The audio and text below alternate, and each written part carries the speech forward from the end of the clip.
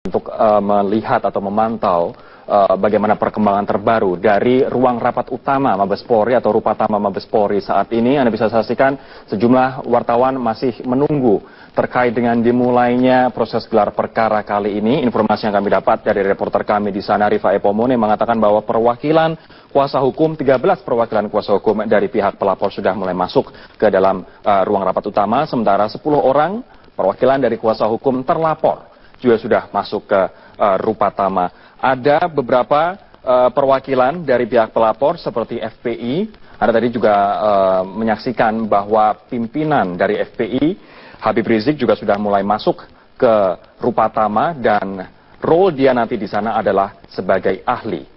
Jadi nanti akan ada keterangan ahli yang akan disampaikan oleh Habib Rizik di sana. Kemudian ada juga Forum Anti Penistaan Agama, kemudian perwakilan dari Muhammadiyah, informasi yang kami dapat. Ada juga dari AJTA, Advokat Cinta Tanah Air, kemudian ada juga dari Irna Center. Sementara dari pihak terlapor, sudah ada 10 orang kuasa hukum dari pihak terlapor, dan ini nanti di bawah koordinasi dari Sira Prayuna, yang merupakan ketua di bidang hukum dari pihak terlapor.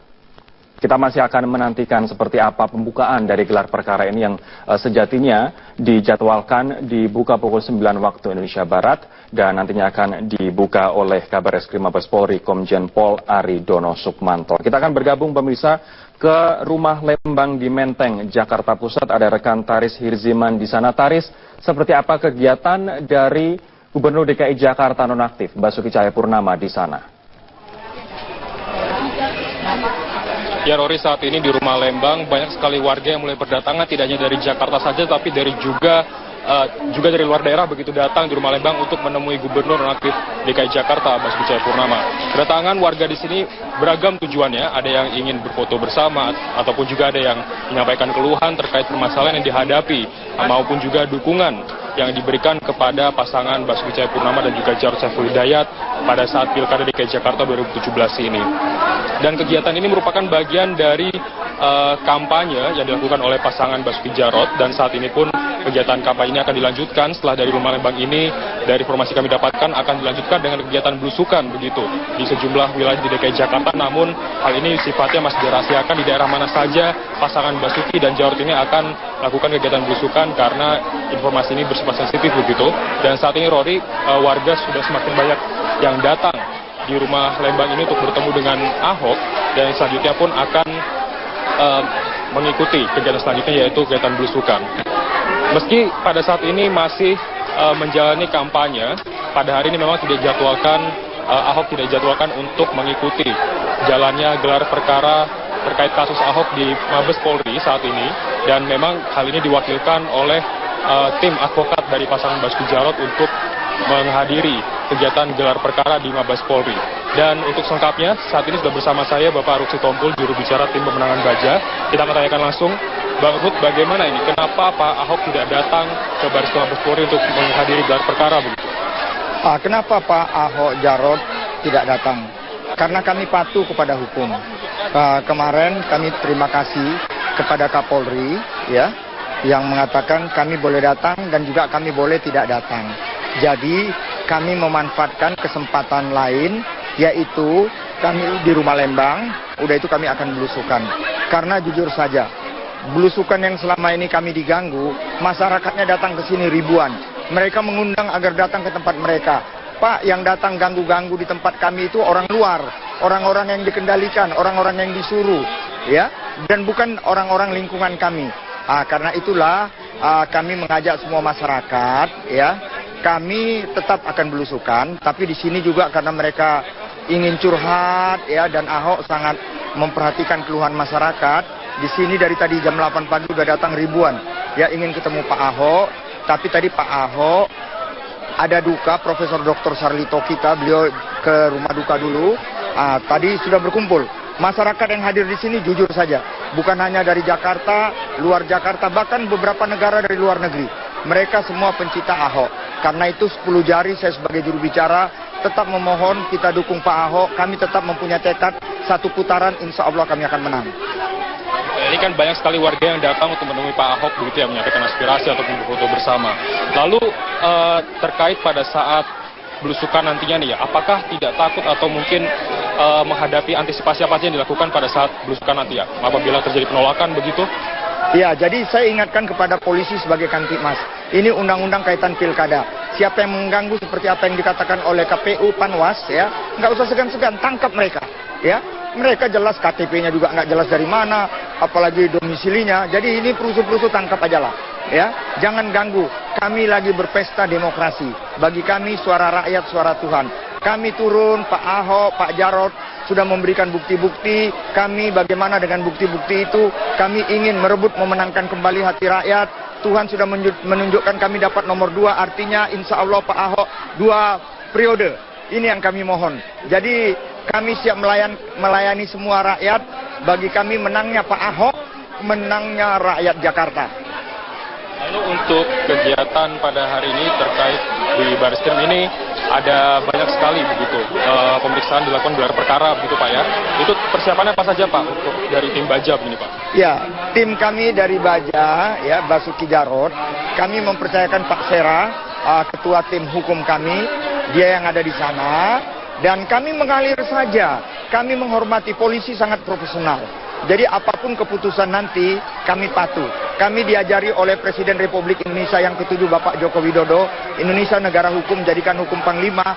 Kami akan taat, patuh dengan semua apa yang akan diputuskan.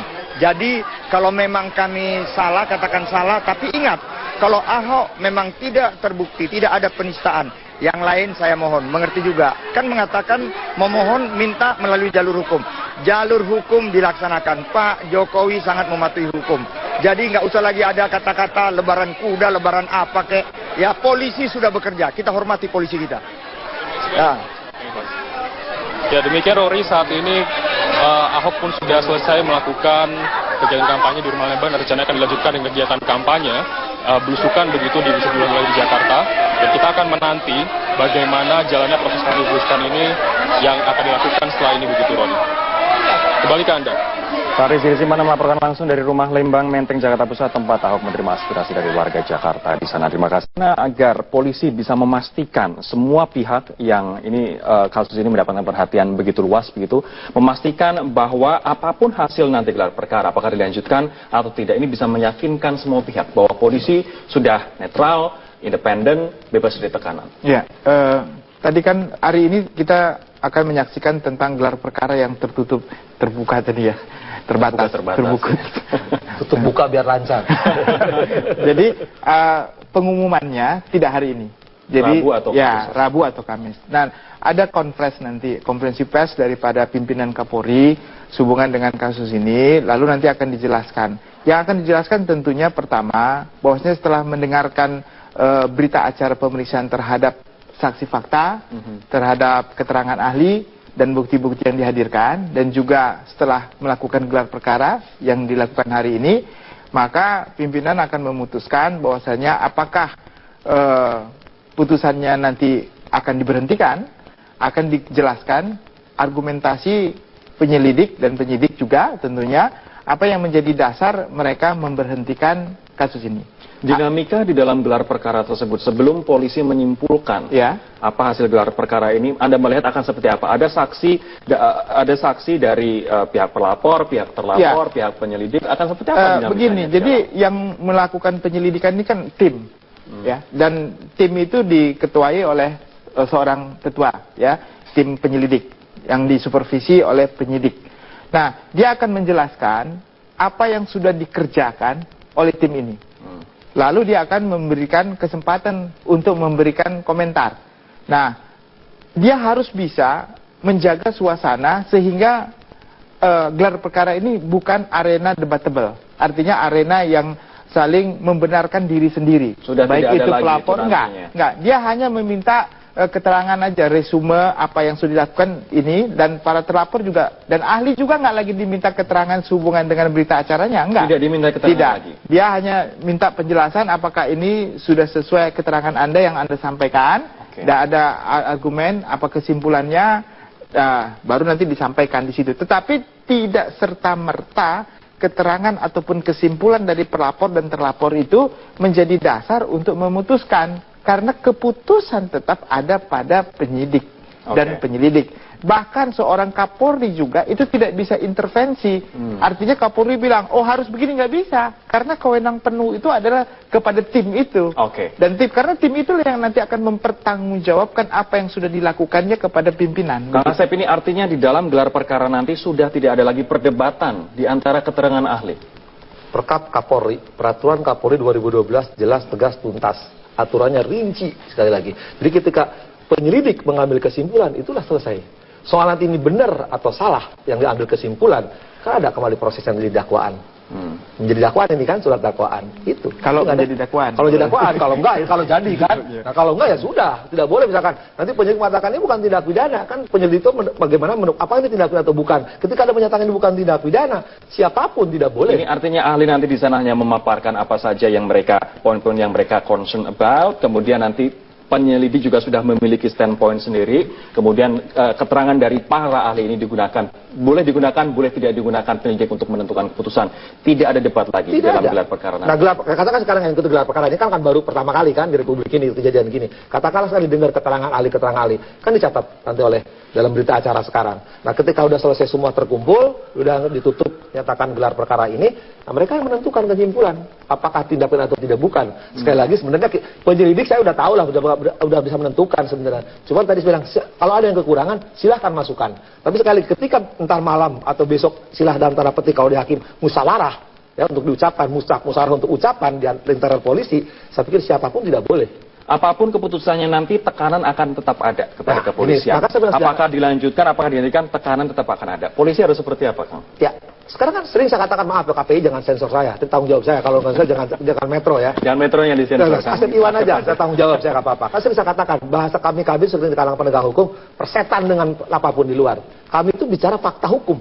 Mau apa, mau tekanan, mau intervensi, kita ini ada faktanya, alat buktinya ini. Apakah masuk nggak unsur-unsur pidana? Peduli amat mau orang mau ngomong apapun, mau tekanan siapapun, mau atasan, mau bawaan, kiri kanan, peduli amat sekali lagi. Karena hukum bicara hukum tidak ada kepentingan lain. Hukum hanya bicara hukum, tidak boleh hukum dibicarakan dengan yang lain. Kalau hukum ada kepentingan politik, ada kepentingan lain, itu bukan bicara hukum lagi. Artinya apa? Ada independensi, imparsialitas itu dilanggar. Polisi, jaksa, hakim, penegak hukum lainnya, advokat, sama kitab sucinya. Ya, ketika kebebasan penegak hukum itu diberikan ini faktanya, ini datanya, ini alat buktinya, ini kejadiannya, ini peristiwa, parameternya alat bukti tadi yang 5. Itulah tidak boleh di luar itu. Baik. Kita akan mengajak Anda dan juga pemirsa untuk nanti memantau kondisi terkini dari